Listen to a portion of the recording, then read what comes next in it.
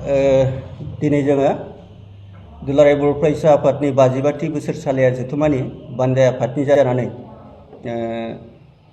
बानजाय आफादनि जे अफिस रौता सारिआलिनि बे बिथायाव थानाय बानजाय आफादनि अफिसाव नोंथांमोन बयखौबो जोंनि खौरांगिरि नोंथांमोनखौ जों बरायबाय। लोगोसे जोंनि गासै बर' माहारिनि गासै रायजो राजा मेलेमजिबि आरो गुबुन गुबुन गौथुमनि बिबानगिरि बिथांमोननो जों दुलाराय बर' फरायसा आफादनि 52थि बोसोरसालि जथुमाखौ लानानै जोङो नोंथांमोननो बे समाव हामग्लायनायखौ बावहरग्रोबाय। देग्लाय 52थि बोसोरसालिया जथुमा दुलाराय बर' फरायसा आफादनि बेयो दिनै रौता सारिआलियाव जानो थांगासिनो दङ। बे जथुमाया जोंनि थाखाय रौता सारिआलि बासिनि थाखाय बा रौता ओनसोल दिहिंनि थाखाय मोनसे हिस्ट्रि। मानो होनना बुङोबा थामथि खेबनि थाखाय बेहाय दुलाराय बर' फरायसा आफादनि बोसोरसालिया जथुमा जानो थांदों। बिनि सिगां जोंहा 1986 मायथाइयाव जोंनियाव रौता सारिआलियाव मोनसे हिस्ट्रिक कनफारेन्स जादोंमोन, जेराव बड'फा उपेन्द्रनाथ ब्रह्मआ आफादगिरि लानानै 1987 मायथाइनि 2 मार्चनिफ्राय बड'लेण्ड दाबिनानै आन्दलनखौ बिथाङा जागायदोंमोन। बिनि उनाव 18 बोसोरनि उनाव अदेबानि बिटिसि सुक्तिनि एसे उनावनो 18 बोसोरनि उनाव रौता सारिआलियाव जादोंमोन आरो 2004 मायथाइयाव। बिनि उनाव बिटिसि सुक्तिनि उनाव फैयै फैयै देग्लाय आरो 2023 मायथाइनि जानुवारि दाननि 26, 27, 28 आरो 29 अक्ट'आव बेयाव हिस्ट्रिक कनफारेन्स जानो थांदों। बे भिउ पइन्टआ नैबेयाव बुंदों आङो, सिगांनि 82निफ्राय 2004 मायथाइयाव जानाया 18 बोसोर 18 बोसोरनि उनाव जादोंमोन। एबारबो 2004 मायथाइनिफ्राय आरो 2023 मायथाइसिम 18 बोसोरानो जायो। बे दिगाव जोंहा मोनसे हिस्ट्रि आरो गुबुन बिथिंथिं एसे सिगाङाव जिहेते दुलाराय बर' फरायसा आफादजों भारत सरकार आरो गुबुन गुबुन आफादजों मोनसे सुक्ति जानानै थांदों बिटिआर। बे सुक्तिनि उनाव जों आरोबाव खनसे बिटिसि सुक्ति जानायनि उनाव रौताया कनफारेन्स खुंना हरदों दुलाराय बर' फरायसा आफादनि आरो बिटिआर सुक्तिनि उनाव दिनै दुलाराय बर' फरायसा आफादनि बोसोरसालिया जथुमाया बेयाव जानो थांगासिनो दं। बेखायनो गासैबो दिगथि नायनानै हिस्ट्रिक मोनसे कनफारेन्स होननानै जों हमनानै लादों आरो बेखौनो जोङो रायजो राजानो मिन्थिहोदों जे बानजाय आफाद जानानै जोङो गासैबो बिथिंथिं जोङो साखाफारा जानो थांगासिनो दङ। गाहायै जोंहा बानजाय आफादनि सिङाव 26ता गासै 26 साब आफाद दालाय आफाद दानानै होनाय जादों आरो साब कमिटिफोरा दिनै खामानि मावबाय थादों। जोङो माइ बोथोरखौ नेदोंमोन, दा माइआ मोननानै हाखांजोब्बाय। दा जोङो फिल्डआव थांगासिनो दङ आरो फैबाय थानाय 9 अक्ट' डिसेम्बरनि 9 अक्ट'आव जोंहा लाइकुटा होनना बुङो जायखौ गाहाय खुन्थि गायनाय, बे हाबाफारिया जागोन। जों मैयासो दुलाराय बर' फरायसा आफादजों रायज्लायनानै बेखौ थिग खालामबाय आरो बेखौ जोङो 9 अक्ट' डिसेम्बरनि 9 अक्ट'आव जोङो लाइकुटाखौ गायनायनि उनावनो जोंनि गासैबो साब कमिटिनि हाबाफारिफ्रा फारि फारि गासैबो जालांजोबगोन।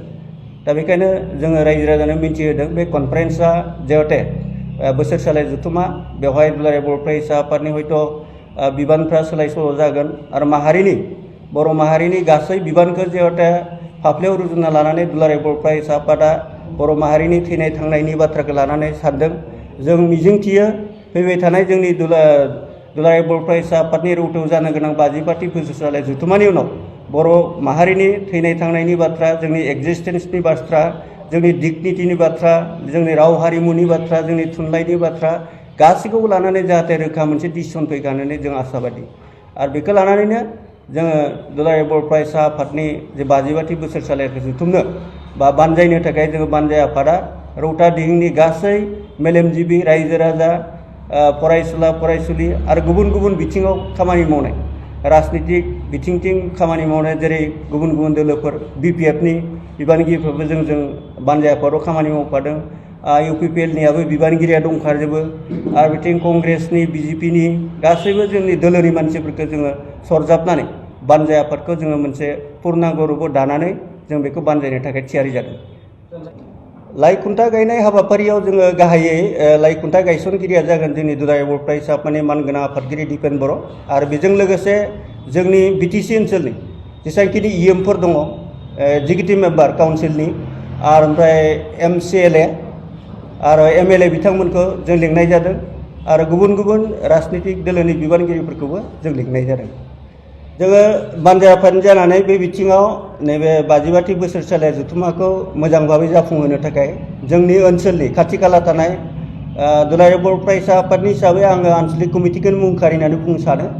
गाहायै रौता दख'रा दुलाराय बर' फरायसा आफाद, नांजाबनानै थानाय बर' बाजार दख'रा दुलाराय बर' फरायसा आफाद, अरां दख'रा दुलाराय बर' फरायसा आफाद, बरसला दख'रा दुलाराय बर' फरायसा आफाद आरो माजबाद दख'रा दुलाराय बर' फरायसा आफाद, लोगोसे नोलोबारि दख'रा दुलाराय बर' फरायसा आफादनि गाहायै जोंनि उदालगुरि साब डिभिजनाव गोलैनाय आनसलिक कमिटि एबसुनि रायजो राजाफोर दङ, जोंनि बिबानगिरिफोर दङ।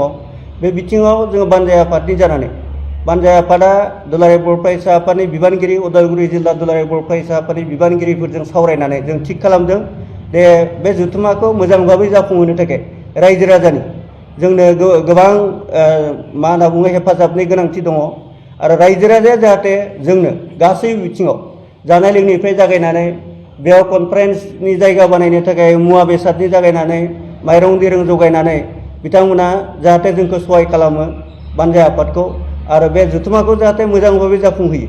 बिनि थाखाय रायजो राजाया बयबो आंनिनो आंगोनि मोनसे फरायसा आफाद। जों बयबो मिथिगौ जे दुलाराय बर' फरायसा आफादा बर' माहारिनि मोनसे सिनस्रि आफाद। दा बेबायदि आफादखौ अनसायनानै जोङो जुदि दुलाराय बर' फरायसा आफादनि बोसोरसालिया जथुम्माखौ खुंफुंनो हायोबा दुलाराय बर' फरायसा आफादनि बिबानगिरिफ्राबो खामानि मावनो थाखाय गोहो मोनगोन। बिनि थाखायनो गासैबो बिथिङाव रां रुफा थाखा फैसा जानाय लोंनाय गासैबो बिथिंथिं जोंनि बानजाय आफादखौ सहाय खालामनो थाखाय आं बे बिथिङाव रायजो राजाखौ खावलायो। नोंथाङा गोबां रां आरजिनो गोसो जादों नामा? जुदि गोसो जादों अब्ला नोंथांनि थाखाय मोजां खौरां। New India technologies master franchise all Assam ATM service Hitachi ATM and Tata Indicash ATM फसंनानै नोंथाङाबो गोबां रां बुथुमनो हागोन। लाइमोनफोरनिफ्राय जागायनानै बैसो जानाय गासिबो बैसोनि सुबुंफोरानो बे फालांगिजों गोरलैयैनो रां आरजिनो हागोन। नोंथांनि गामियावबो बे एटिएम मेसिनखौ फसंनानै नोंथाङाबो मुलाम्फा मोननो हागोन। बांसिनै मिन्थिनो थाखाय 7002005072 एबा 9401230135 जानबुं अनजिमायाव दिनैनो सुलाद ला।